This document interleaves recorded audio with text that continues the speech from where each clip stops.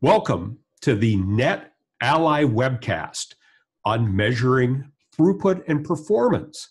So I'm not going to spend the whole time just digging into the NetAlly tools. A big part of this is going to be talking about how do we know how much bandwidth an application is using, who's it talking to, and what are the criteria.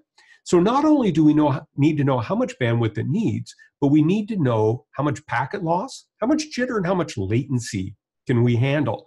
Because if we know those parameters, then we can build a test that's going to test that to make sure that that is what we're getting out of a connection.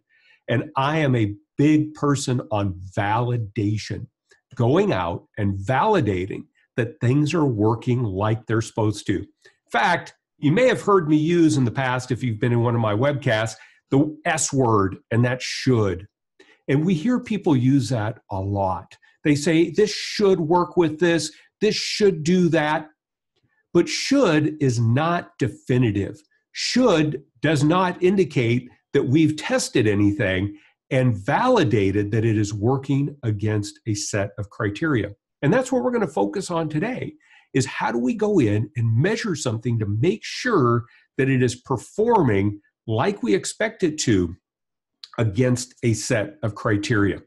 So when it comes to measuring throughput, there's two types of throughput testing that I typically end up doing. The first type of throughput testing is full line rate.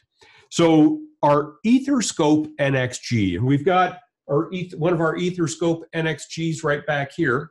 The EtherScope nXG is capable of sending and receiving traffic at full line rate 10 gigabits per second. So if I have two EtherScope nXGs, or I have an EtherScope nXG, and maybe you already had one of these one-touch AT 10 gigs. These have a 10 gig interface on them. We could do 10 gig full line rate, full duplex throughput testing. So as an example, I had a customer a number of years ago that they had just put in a brand new 10 gig network, 10 gig switches, brand new fiber. And the person that put it in said, well, you should be getting 10 gig out of this. Well, how do we know we're getting 10 gig? So what I did was, at the time, the EtherScope nXG wasn't out. So I took those one-touch AT 10 gigs back there. I put one in the data center, and I took one out to each wiring closet. And I did a 10 gig full line rate, full duplex throughput test out to that. Then I unhooked the primary link, and I repeated the test using the backup link. Because we run into this thing that I consider to be the flat spare tire syndrome.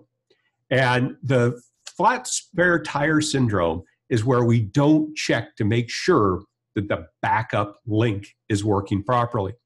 So what we do is we check both the primary and the backup. Now in that case, I was able to validate we were getting the full 10 gigabits per second going to and from that wiring closet. And we did that for each one of the wiring closets. So that is a full line rate test. Now I will say that with these tools that are capable of using 100% of the bandwidth, we want to be really careful not to do that type of test during the day. Why? And this even holds true with using tools like iPerf if we're able to use all the bandwidth, because other people are trying to use that same bandwidth at a time.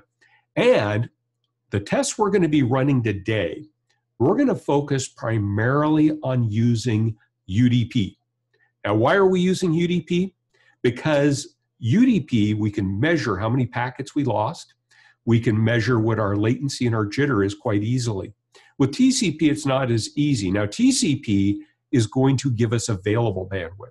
With UDP, I will typically send the traffic at a specific rate and see how much of that traffic makes it through.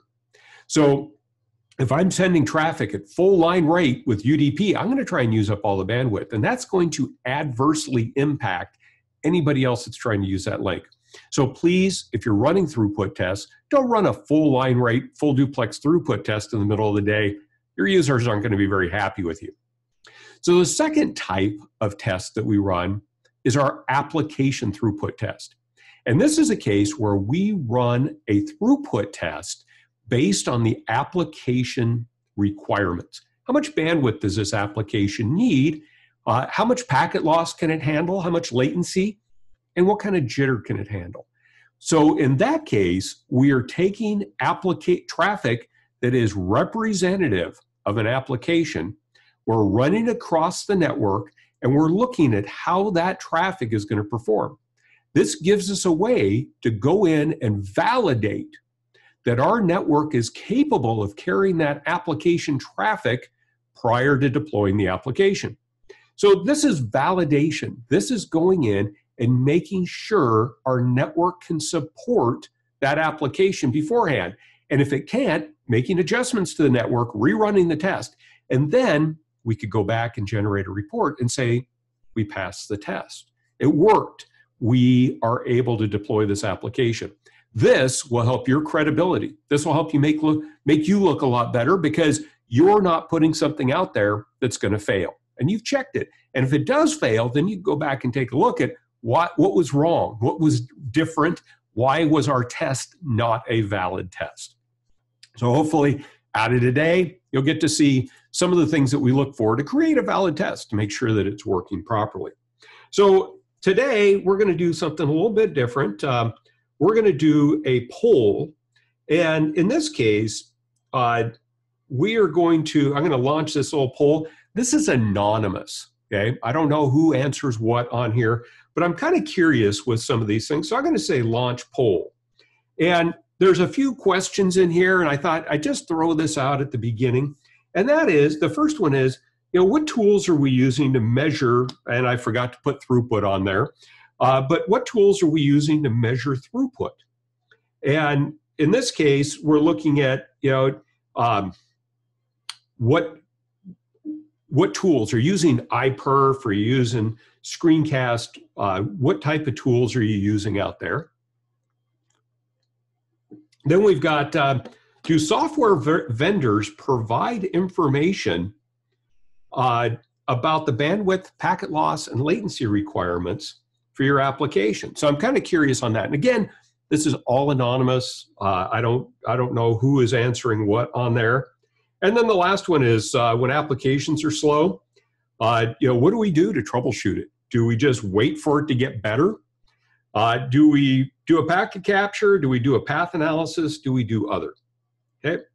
So I'm going to leave that up just for a few more seconds. Lots of people are answering there, and we will come back. All right. Yep, still got people answering, so I'm just going to give you another couple seconds here. We'll wait till 1:30.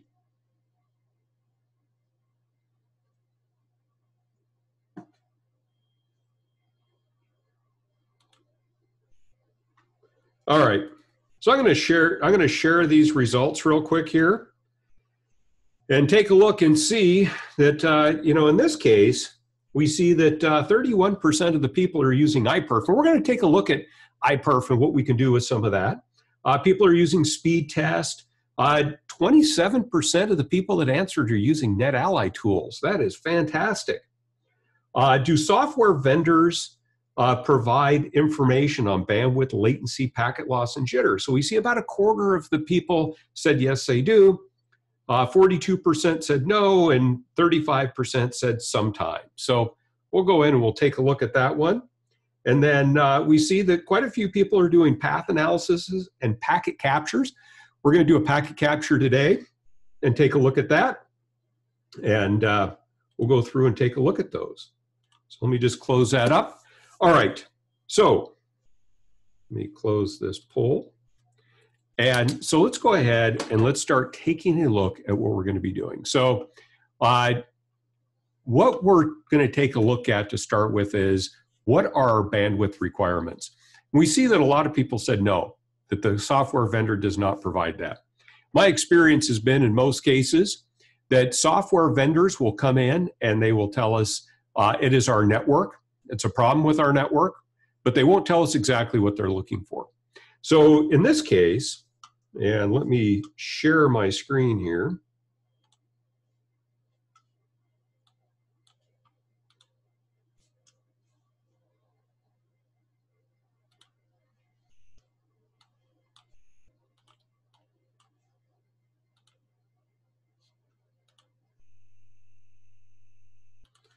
We'll share that. Come over here, we'll drag this in there. So here's an example. Okay, now Zoom, I've been using Zoom for some time. There's some things that, some changes we're making to make sure that it's more secure, that we don't run into issues with it. But here is an example of the Zoom website. So what I did was I went out and I looked up this information. And I have to say, I'm pretty impressed that the folks at Zoom have published this, because oftentimes we don't see this information being published. But in this case, what they're saying is that our latency, okay, so typically a latency of 150 milliseconds or less is recommended. Higher latency will cause noticeable delays between video and audio. Jitter, okay, now latency, that's pretty straightforward. Let's talk about jitter for just a second. Jitter is the variation in inter-packet arrival time. So with jitter and this variation in inter-packet arrival time, what that means is that if I send packets out at, say, every 20 milliseconds, and those packets arrive with exactly a 20 millisecond gap between them, then we have zero jitter. But if a packet gets stuck in a buffer while it's going through a router, and it gets delayed, and that increases the gap between that packet and the packet in front of it, and it closes the gap between that one and the one behind it, that's where we see this variation. Now, to be able to deliver this video and this audio smoothly, there is a buffer on your machine. And it's buffering up that traffic, and then it's sending it out. Now, in a one-way audio and video like we see with this webcast, it's not that big a deal, because we could have a pretty big buffer and you could have some of a delay in there. But if we were doing two-way audio and video or a VoIP call, that jitter buffer has to become smaller, because we have to be able to reassemble it and get it to your ear or your eye in a timely manner. Otherwise, you start talking over the top of each other, because there's a big delay between the time that it was sent and when it's being displayed. So our jitter, when we get into streaming protocols, comes into play. Now, in this case, Zoom is saying that our typical jitter of 40 milliseconds or less is recommended. Now, this is where if you're deploying a voice over IP system, it's really important that you understand from your voice over IP vendor what their allowable jitter is. So we can build a test that will ensure that the average jitter for our network is below that value. Packet loss, in this case, they're saying that 2% or less is good. 2% is very high. And I don't have the chart handy right now, but quite a few years ago, some AP statistics students at our local high school wanted to do a project. So I had them take a look at the impact of network throughput and packet loss. And they sent traffic out at a variety of over a variety of networks that had different packet loss, and measured what the throughput was. And we saw that our throughput went down by 2/3. So we only got 1/3 of our bandwidth with a packet loss of 2%. So while this packet loss may be okay when we're streaming audio and video, this is an unacceptable value when we're doing data transfer using something like TCP. So what we find is that these values are not hard and fast for every application, but instead it's very important that we understand what the exact application requirements are, then be able to measure our network. So here we have latency, packet loss, and we have jitter. Now, we can go through and we can take a look and see what is the recommended bandwidth. And so we've got some information in here about how we can measure these on there. Not sure if on this page it tells me, but somebody brought up about 600 or 650 kilobits per second. I've measured about 1 megabit per second. Kind of depends on how many people you have in the call. In fact, it was interesting. When there were just 2 people in the call, I was seeing a throughput of about 1 megabit per second. Then when I added a third person, it went up to 1.5. And then when I added that fourth person, all of our video windows got smaller and it went down to 500 megabits. So this is where we can go in and start taking a look at how much bandwidth is going across, or how much bandwidth do we need. So let's come in here. We can get rid of this window here. And let's come over here. We've got 2 EtherScopes connected up. Now, when it comes to remote network troubleshooting, this is a feature I love about the EtherScope nXG, and that is the fact that I can VNC into it. So I have two VNC sessions going. I have one EtherScope that's sitting here on the bench with me, and I have my other EtherScope back here. Now, this EtherScope is connected through a tap to this laptop right here. So what's really nice with the EtherScope when it comes to looking at what the application requirements are is I can come in here to this EtherScope and I can go to capture. So in this case, I can come in, I've selected wired capture. Now, I have that EtherScope connected to that tap using a DAC cable. So this is a coax 10 gig cable that plugs right into the SFP plus slot. And it connects that together.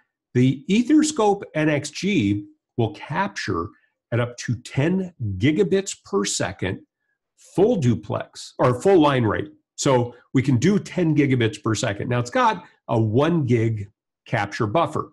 So what we find is at 10 gig, we can't capture very long, but we can capture at 10 gig without losing any packets. So in this case, if I come up here and click on start, what it's going to do is it's going to start capturing those packets. So if I come back here to this laptop and I fire up a web page,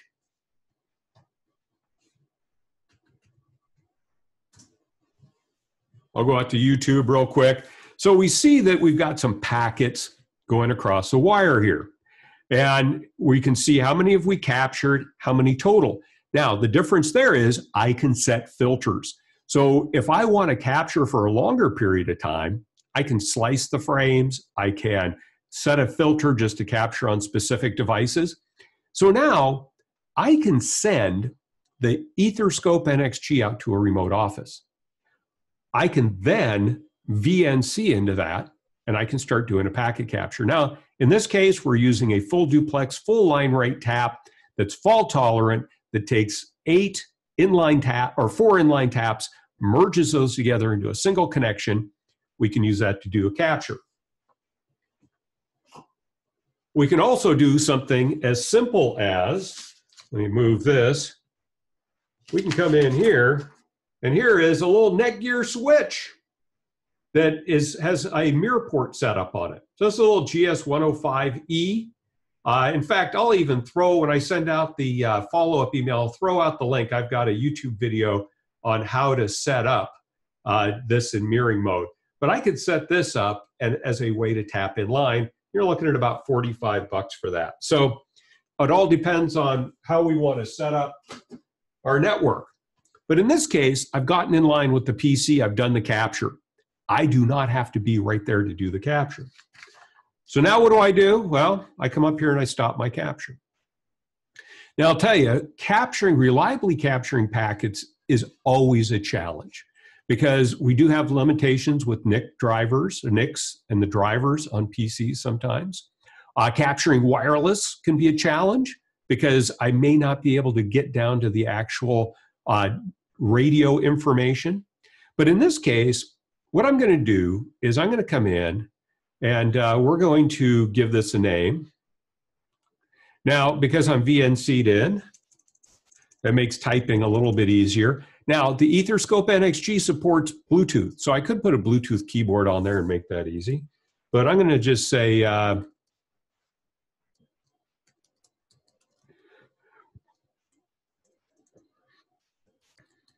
we'll give it a name. And I'm going to hit save. Now, it's going to save it onto the EtherScope nXG, but the really cool thing is I have it set to talk to Link Live. So when I hit save right here, what it's going to do is it's going to upload it to Link Live. Now, Link Live is a cloud-based management tool. So if I come over here to Link Live and I drag that over. So here is Link Live. I've logged in, and we'll zoom in here. And we see right there, April 7th webcast. So as part of doing our throughput testing and measuring, If we end up in a situation where somebody out at a remote site needs to take a look at the application requirements for a particular program, we could have them use the EtherScope to do the packet capture, then upload that trace file. So now I'm not trying to find a drive to send it to. I'm not throwing it out in something like Dropbox. I have now uploaded it right to Link Live. So when I click on that, it gives me some information about that particular trace, and I can download it. So if we come over here, I've got Zoom Laptop. Now, Zoom Laptop, if you've been to my webcast before, you know I do a lot of things live, and there's sometimes things work and sometimes they don't. I wanted to make sure this worked okay, so I went ahead and did it ahead of time. But here is this packet capture. I even put a label on it called Zoom. So if I came up here and did a search, I could find all the trace files that tied in with Zoom. I could put as many labels on them as I want. I could even attach a picture to it. It's kind of cool. So if we come over here and we go to Zoom Laptop and I click on that. So what it does is it downloads that trace from Link Live to my PC. So now I'm going to click on that and it's going to open Wireshark. So this is one of the things that I really like about this, and let's window that. Let's grab Wireshark here. I'm going to bring that up. So now here is my packet capture, and I have to say it is so easy to transfer the trace this way. Even if I'm doing this right here in the studio, I'm going to use that Link Live to transfer the file. I capture it, I upload it, now it's out there. And if I have somebody else part of my Link Live organization, I can have them go out and grab the trace as well. So now I've got my packets. So we could come in, and what I'm going to do is we learn all kinds of interesting things when we do the packet capture and take a look at what's happening in here. So one of the things that I found was that if I do a Zoom meeting on my internal network, the traffic goes between my internal devices. It does not go out the internet connection to Zoom. It stays internal to my network. So now what I'm going to do, so I want to see how much bandwidth this application's using. So I'm going to come in here and I'm going to go in and I'm going to go to my IP addresses. I'm going to grab this source right here, 11.106. I'm going to right click on it, and this is one of my favorite things within Wireshark. I'm going to say prepare as filter, and I'm going to say selected. So now it says, hey, we're going to look at any time that 10.0.11.106 is the source. Now what I'm interested in is I'm interested in this stream. So I'm going to go in and I'm going to say I'm interested in where the source port is this. So I'm going to say apply as filter and selected. So when I do that, it's taking the filter I already have up there in my filter window. It's going to AND it with this port number, and it's going to apply that filter. So we're going to click on that. So now what we have is we have the traffic going from one PC that's running the throughput test to the other PC that's running the meeting. And well, I said throughput test, I mean Zoom meeting. And it's going to show us that information. Now, if we came in and started looking, we could start getting an idea of, what does our timing look like between these frames, et cetera.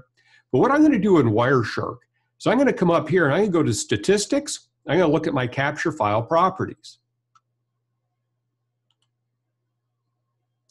That's going to show up over on this screen. So we're going to drag that over.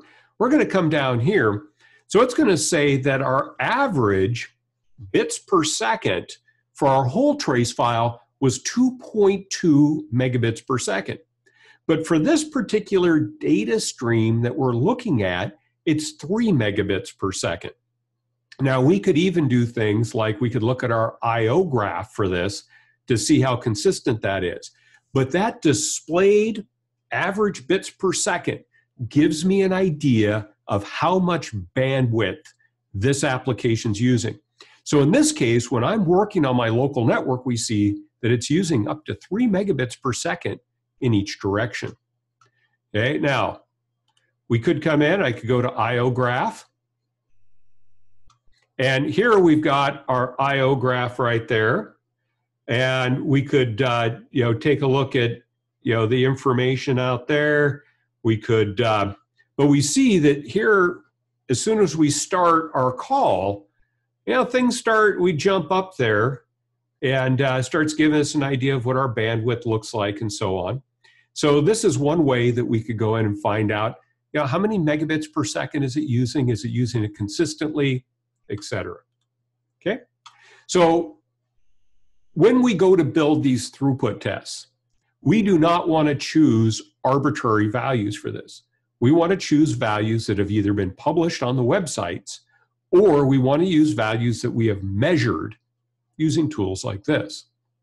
So with that said, let's come in. We're going to close up Wireshark. We are going to get that out of the way. Now, because these are live webcasts here, and I like to make sure that we're getting the most out of those, let's see. Let me make sure I got everything up here. All right. I highly encourage questions. Now, what I'm going to do is I'm going to go through all this, and then I'm going to come back and take a look at the questions and answer those. I want to make sure that we get those questions answered for you. So if you have any questions as we're going along, please do not hesitate to ask. I'll make sure that we get to those and take a look. All right. So there is that EtherScope right there. I'm going to stop sharing for just a second. Let's close that one up. We're done. We're done doing our packet capture on that one. So we're going to close that one. We're going to stop our share. And instead, we're just going to share the EtherScope. Now, one thing you can do on here if you want on your screen is you can adjust the size of me and the video and this window and so on. So if you want to make the video bigger, you can, or you can make it really small, whatever you want to do with that. All right, so now let's go in and we're going to build our throughput test here. And we're going to start taking a look at how we can take and apply these numbers that we found and do a throughput test with it. So the first thing I'm going to do is I'm going to come in here and I'm going to go into my no VLAN and I'm going to hit start. Before we can use the network port up here on the top of the EtherScope. In fact, let's go ahead, let's unplug this one here.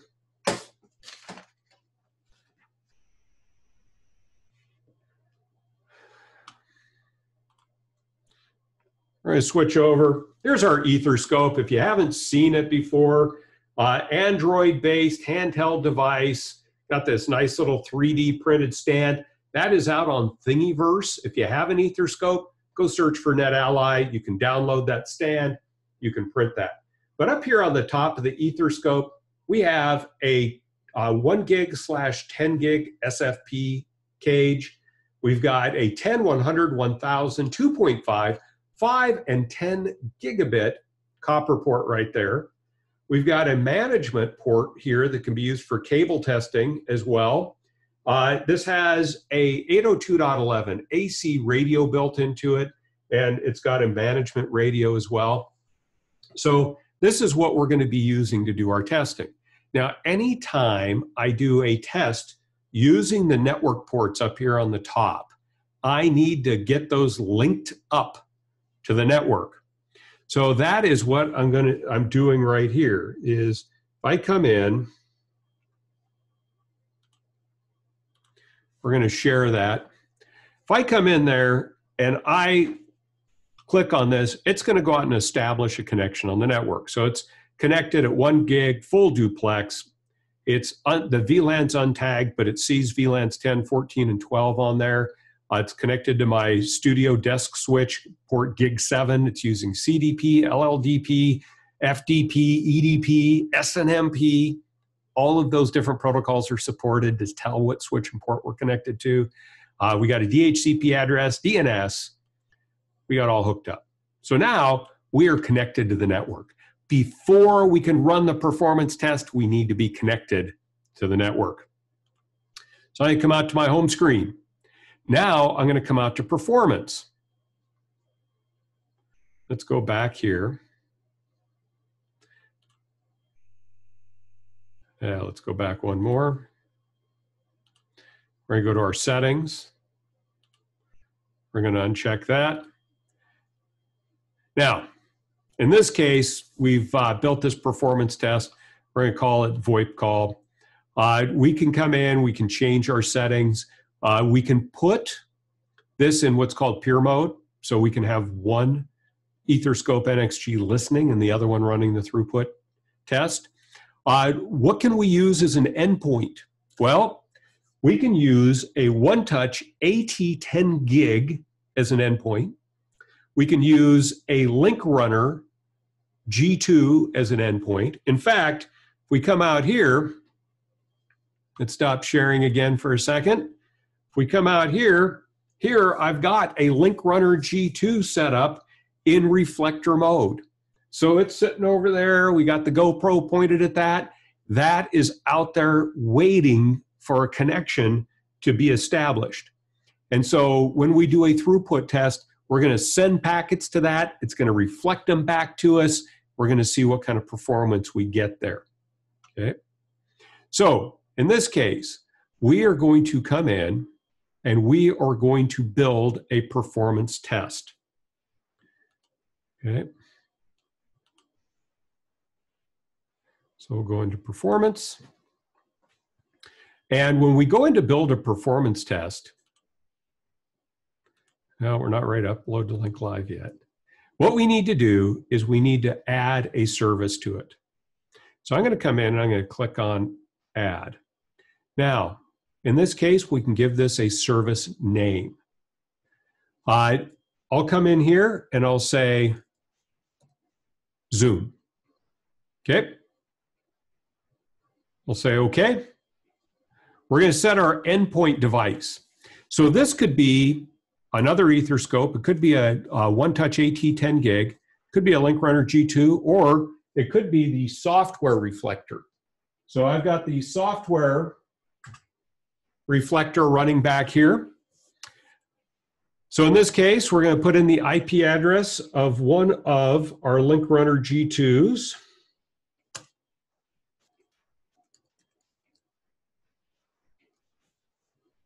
Now, I've got these devices connected up over a WAN emulator. So we're emulating our wide area network connections.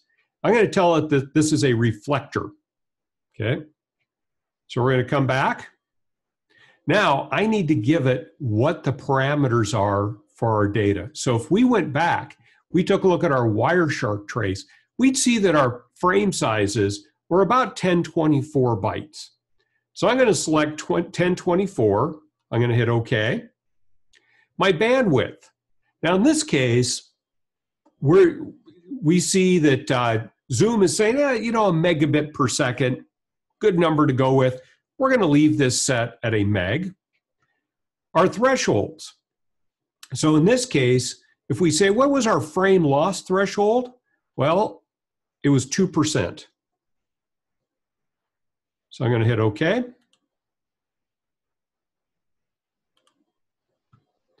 We're going to say our jitter threshold. Remember when we looked that up, that was 40 milliseconds. I'm going to hit OK. And our latency threshold, 150.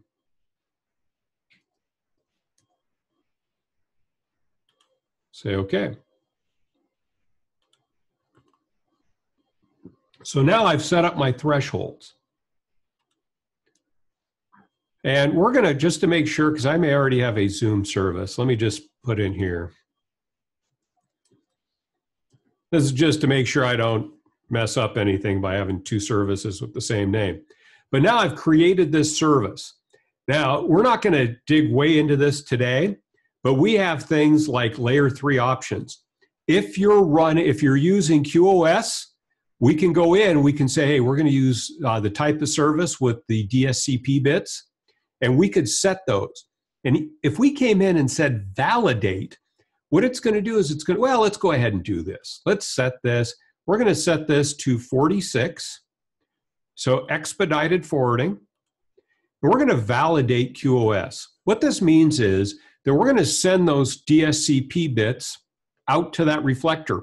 The reflector is going to send the same DSCP bits back to us. If they're the same when we receive them back, test passes. If they're not, test fails. This is a great way to find out if something like NAT is changing our DSCP bits. Okay.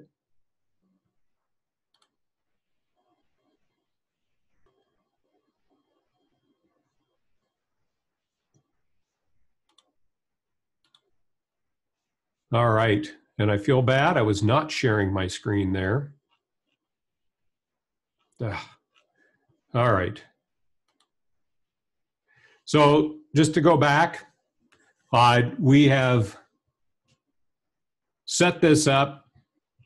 We've got our service name. We've got our endpoint right here. That's our link runner G2. We've got our frame size. We've got our bandwidth. We've got our thresholds. We've got our packet loss. We've got our jitter. We've got our latency. We've set our DSCP bits. So now I'm going to go back, and there is that service. So the neat thing with the services on here is that we can create these services ahead of time and then just go select them. We don't have to recreate them every time. So now we're going to go back and we're going to hit start.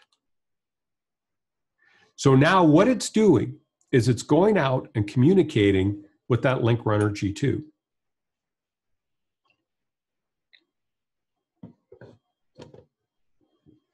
And if we click on this, it's going to show us what our statistics are. So now it's showing that here's my bandwidth. If we scroll up, it shows our packet loss. So right here, it says our limit was 12 packets and we lost 1. It shows us what our average packet loss was for this connection. It's showing us what our latency is for that connection. All right. And it's showing the jitter. So now we can get an idea of what our jitter, our latency, and our packet loss is. So our limit was 150. We're seeing 37.5. Our jitter was 40 milliseconds. We're seeing 3.6. So if we come in here, we see this test passed. It was successful.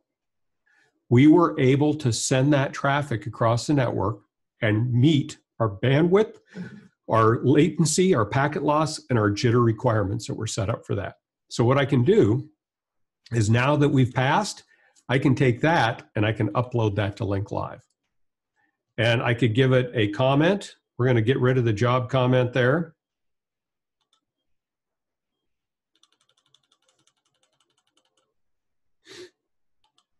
And we can say,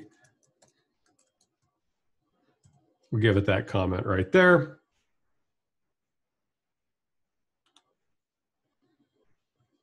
We'll save that to Link Live. So now I can show that that's going to work out to that network. Now let's go back. So in this case, we're going to step this up just a little bit more.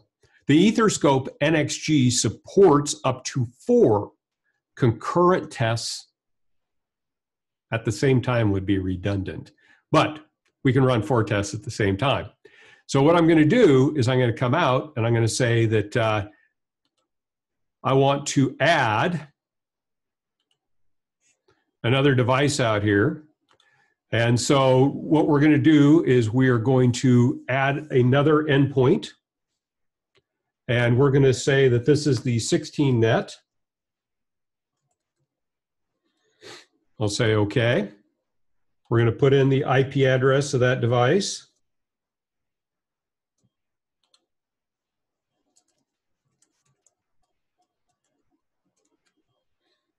We'll say OK. And 16 is a reflector. So we'll go back. And we'll go through this one more time since I didn't share it very well the last time. We're going to set our frame size to 1024. We're going to leave our bandwidth at 1 megabit per second. We're going to come in here. We're going to set our frame loss to 2.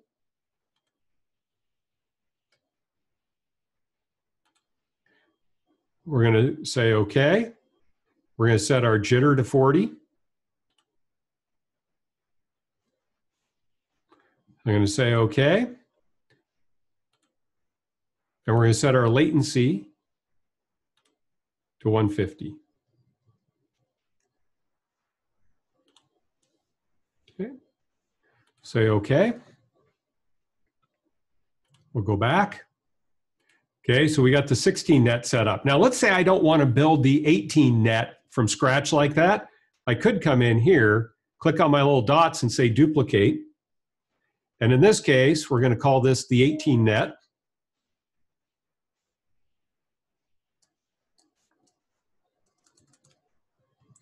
We'll say OK. And we're going to set this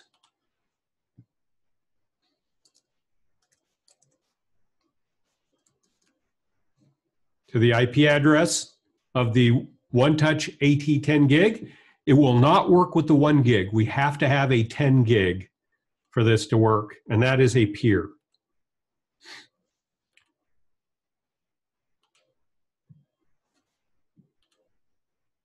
Now, one of the differences with using a peer, and this would be an EtherScope nXG or a one-touch AT 10 gig, is that we can set different parameters for upstream and downstream.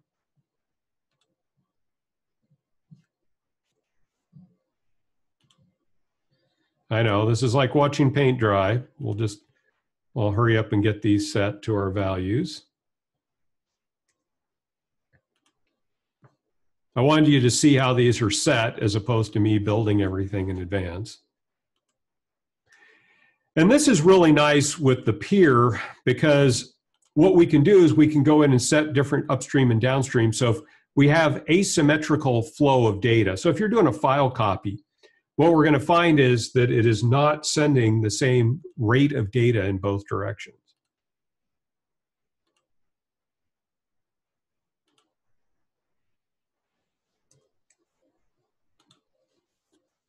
Okay, so there we go. We've got all of our settings set up for up and down. We've got our 18 net. So we're going to go back. We're going to go back one more. Now I'm going to hit start. So what it's doing is it is running the tests out to all 3 of these simultaneously.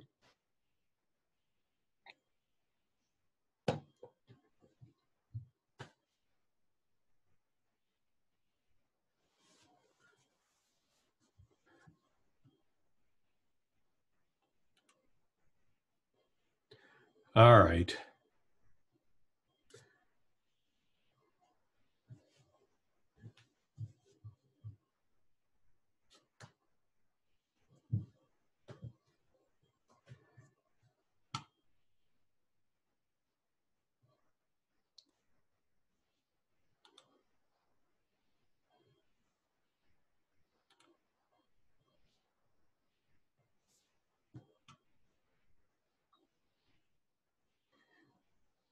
Live demos. Let me just put on my glasses and we'll see. Oh, there we go. Okay. So everything is, that didn't respond.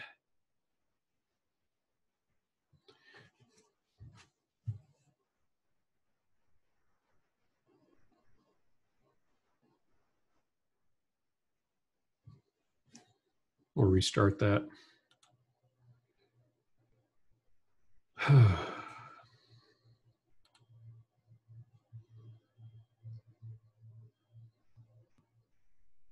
You know, it all works in test.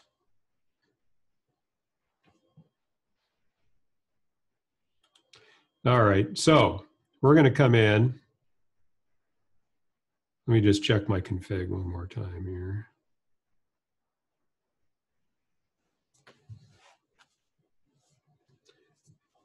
Well, let's do this. We're going to come out to the home screen. We're going to take a look at one of the features that we can do, and that is our path analysis. And so on the EtherScope nXG, let's find out why we can't get to that. This is always a good opportunity to take a look at something. So we're going to put in the IP address of that, 10.0.16.209. I'm going to hit OK. We are going to do our protocol. In this case, we're going to go ahead and do a ping to that.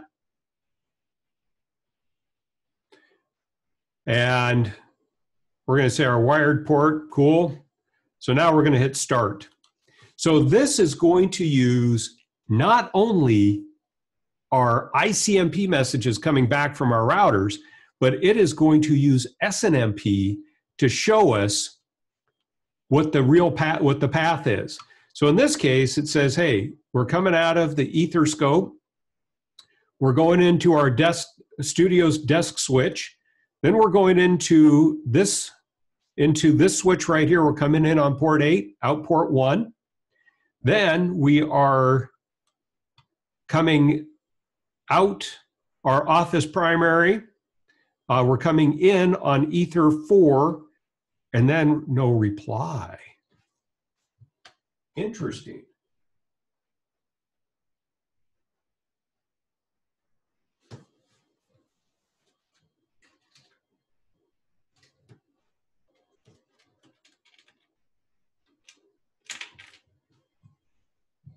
What that's telling me is that our VPN tunnel is down going out to that box. So let's just see if we can give that a little bit of a boot there.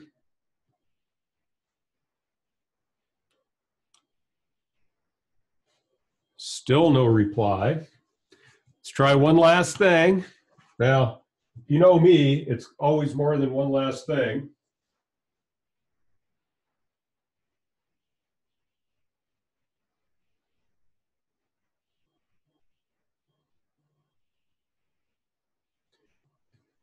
So we're going to switch over here.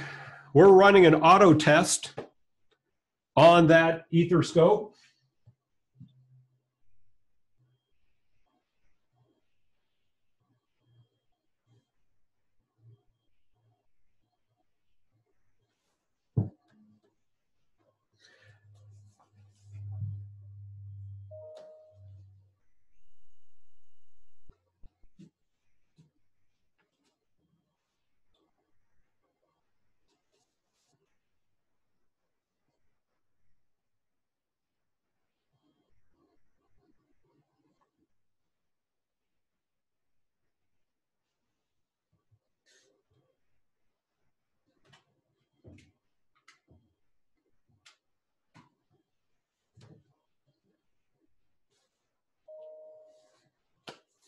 All right.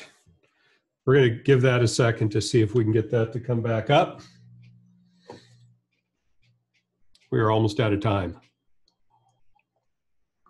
But this is how we troubleshoot these types of things.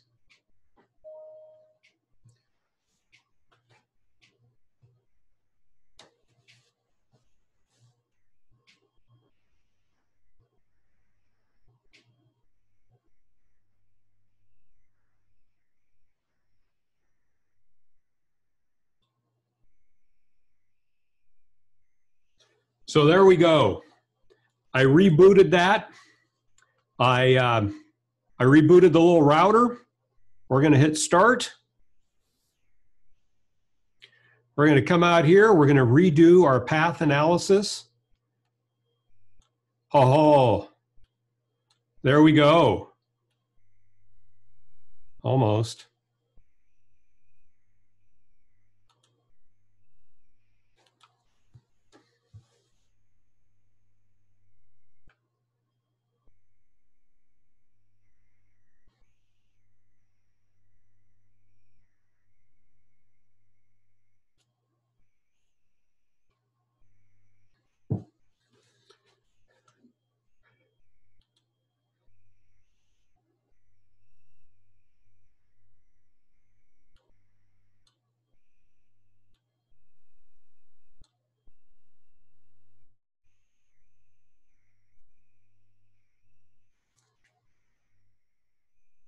All right. Well, I don't want to waste too much time on that. We may have to come back to that.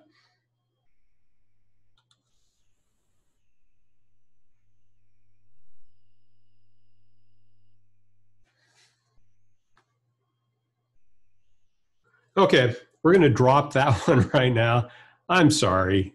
That's one of the things that can happen. So we're going to dump the 16 net for right now. That is really going to bug me, and I'm going to really work on getting that figured out. We're going to hit start. Yes, this is being recorded, one of the questions. So now we're running out to 2 of our endpoints. And if we come in and we take a look at this one, it's going to show, we'll see in a little update here, what kind of results we get.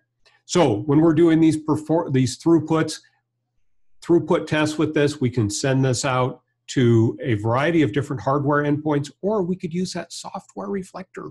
You can download it off the NetAlly site for free. So if you have an EtherScope, you can be doing this with the software endpoint. So in this case, we see that our frame loss right here, our ratio was 0.33% for our first test.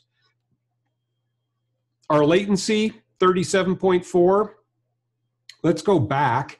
Let's take a look at the 18 net. This looks horrible. In this case, our throughput, we've got our throughput, our frame loss, it's less than 2%. This is a satellite link.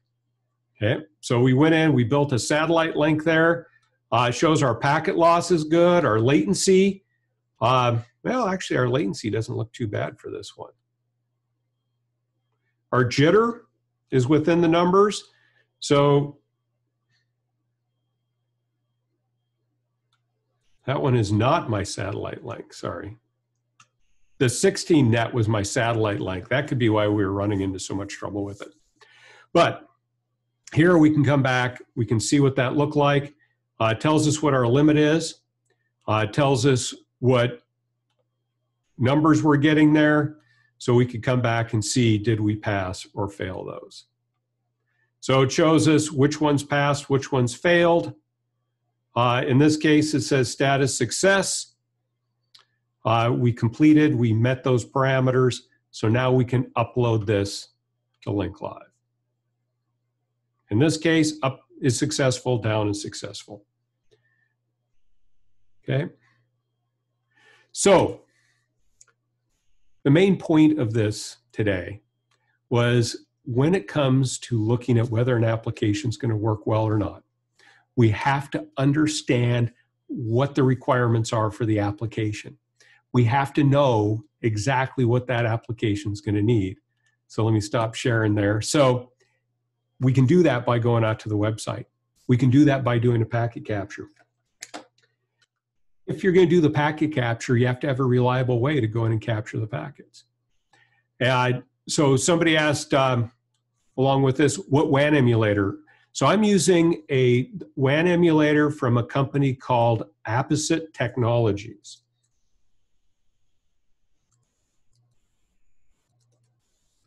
So I'll send that, I just sent that out as a broadcast. So what this does, you know what? Let's go ahead and if you have a question, I know somebody's got their hand raised. If you have a question, don't hesitate to shoot me a message there. Let me come out to my web browser and let me just show you what we're doing with that.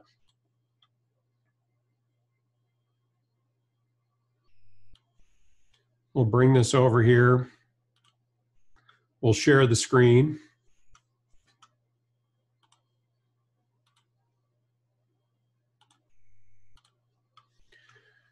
So in this case, here is the WAN emulator. So I've got a couple of different links right here. I've got 3 different links for each of my networks. And I can come in, and if I click on that, I can change what the parameters are for that network. So I can add my packet loss and things like that. So this is another way that we can find out what is an application, how much can it handle? Let's say my vendor doesn't give me the packet loss, latency, and jitter numbers. I could come in here and I could put different values in, and I could stress that application until it breaks. We could find out when does that application start having problems. Now we know what parameters to use. So when we're going in and deploying new applications, please don't guess. at what that application is supposed to do. Take the time to measure it, find out, ask questions. Then you can come into your EtherScope nXG and you can build a test. And that test represents that application. Then you can run that test. Now, if we don't get the results that we expect, this is where we could come back and we could use things like our path analysis. And our path analysis is going to show us the path we're taking. So I can tell you right here, if I'm jumping off to 96.120.101, something's not hooked up right. I'm not, that VPN tunnel's down. It's shooting out into the internet instead of going over to that device. For instance, if I took and said, let's go to 14.173.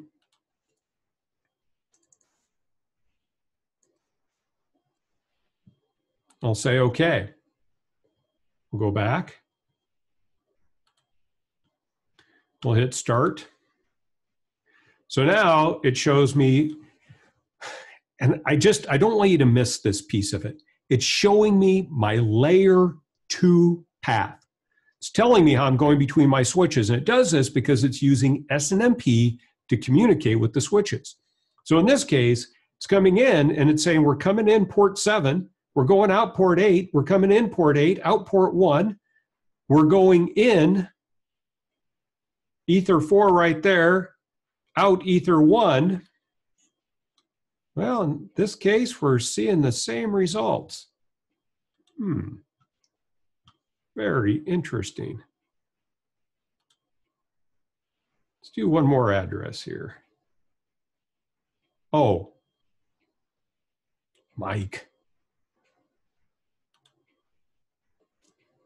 You got it, Jose.